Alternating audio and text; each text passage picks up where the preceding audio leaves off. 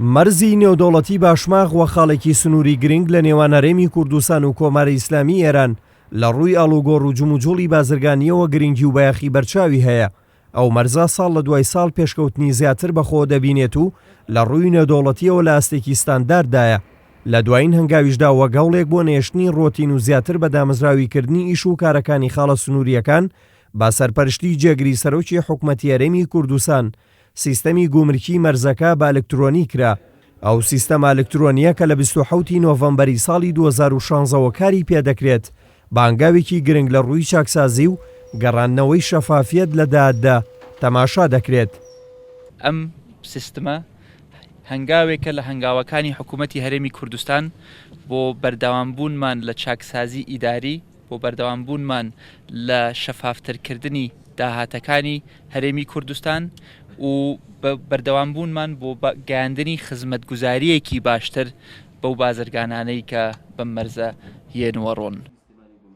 بەڕێوەبەری گومرکی باشماخیش ڕای دەگەیەنێت لەو ڕۆژەوەی سیستەمەکەیان بە ئەلکترۆنی کراوە ئیش و کارەکانیان بە شێوەیەکی خێرا و باشتر و زانستیتر بەڕێوە دەچێت. یعنی ئەگەر جاران لە بارێک لە ناو مەرزی نێودەوڵەتی باشماخە سێ کاتژمێری پێچووێ بۆی کارەکانی تەواو بێ، لە ئێستا لە ڕێی سیستمە گۆڵ پێمانەڵێ ئەم ماوەیە هاتۆتە خوارەوە بۆ نزیکی 30 خولەک، واتە 2 کاتژمێرونی و فەرقی کردووە. ئەمە لایەکی تر بریتە لە ڕێخستنی کار. ڕێخستنی کار لەوەی کە ئێستا ئێمە بانقی باشماخ خستۆتە کار، ڕۆژانە پارەی بەڕێوەبەرایەتی گومرجی باشماخ لە بانق وەرەگیرێ.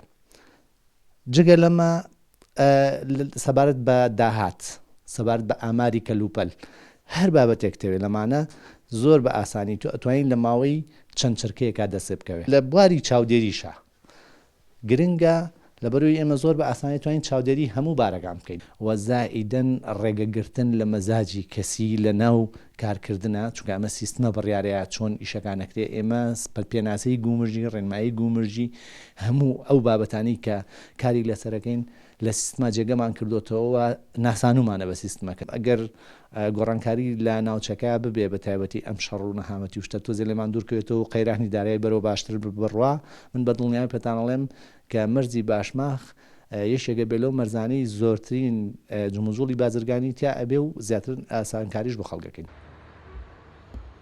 خاوەنکار و بازرگانان و لێپرساوانی یەکەیداریەکانی مەرزەکەش جاخت لە سەرگرنگی بە ئەلکترۆنیکردنی مەرزی نێودەوڵەتی باشماغ دەکەنەوە و ڕای دەگەێنن. بەهۆی ئەو سیستەمەوە ئاسانکاری زۆریان بۆ فراهەم بووە. ئەتوانم لەم ڕۆتیناتی تەواو کەم کردوتەوە.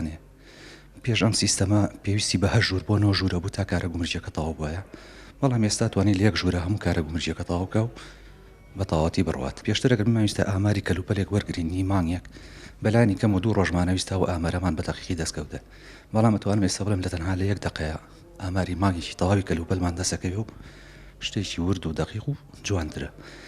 لە ڕووی هەڵە و کەم و کوڕی شەوانەیە ئەتوانم بڵێم تەواو کەڵم هەڵەکانی کەم کردوینەتەوانێت لە ڕووی حسابات و مەسەلەی پارەوانێ شتێکی دەقیق و ورد و جوانمانەیەتە دەست. ئیشەکان بە زۆر ئاسان کاریتر بووە. زۆربەی بابرێن کارەکانی پێشوو بە شێوەی دەست نووسرایەوە، بەڵام ئێستا بۆ سیستەمە دووبارە نابێتەوە ئەو شتانە. یعنی یەک جار کە تۆمار کرا ئەو ئۆتۆمبیلیان ئەو کۆمپانیایە ئیشەکانی زۆر بە شێوەیەکی بابرێن ڕێک و پێکتر زووتریش دەچێت بەڕێوە. یەکێکە لە پێشکەوتنەکانی وڵات، هەچ وڵاتێک هەچ سیستەمێک کە بوو بە ئەلکترۆنی شتێکی زۆر باشە و زووتریش ئیشەکان ڕای ئەبێت. ئەتوانین بڵێن ئێستا لە جاران زۆرتر ئیش ڕای ئەبێت و ئیشەکان زۆرترێ، بەڵام بەنسبەت جموجوڵی بازرگانیەوە لە مەرزی باشماخە خەریکە ئەبوژێتەوە. سیستەمێکە ئەتوانین بڵێن سیستەمێکی زۆر پێشکەوتووە، سیستەمێکی زۆر ئۆتۆماتیکیە، ئیشەکانمان زۆر بە باشی بەڕێوە ئەچێت لە مەرزی نێودەوڵەتی باشماخ و زۆر سپاسی گومرکی باشماخەکەین کە هەوڵ و ماندووبوونێکی زۆریان لەگەڵا کێشاوە بۆ ئەم سیستەمە. مەرزی نێودەوڵەتی باشماغ لە دوای ئیبراهیم خەلیل دووەم خاڵی سنووری نێودەوڵەتیە کە بە ئەلکترۆنی کراوە، پێشکەوتووترین سیستمی تێدا جێگیر کراوە. لە مەرزەکەدا ڕۆژانە 450 ئۆتۆمبیلی بەرهەڵگر، شومەک و کاڵا دەگوازنەوە و جموجوڵی بازرگانی زۆری تێدایە.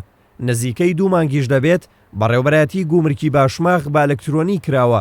لەو ماوەیەدا بە پێی تۆماری سیستەمە ئەلکترۆنیەکە 20626 مامەڵەی گومرکی ڕایی کراوە لە ڕووی داراییشەوە کە سیستمەکە شەفافانە تۆماری کردووە دەیان ملیار دینار داهات بووە. ئامانجی سەرەکی جێگیرکردنی سیستمەکەش وەک قوبات تاڵبانی جێگری سەرۆک وەزیرانی هەرێم جەختی لێکردوتەوە نێشتنی گەندەڵی و شەفافی لە داهات و کەمکردنەوەی ڕۆتینە لە خاڵە سنووریەکان لە پێناو زیاتر فەرهەمبوونی پرۆسەی چاکسازی لەسەر ئاسی گشتی لە هەرێمی کوردستان. دلێر کەمال کورساد نیوز.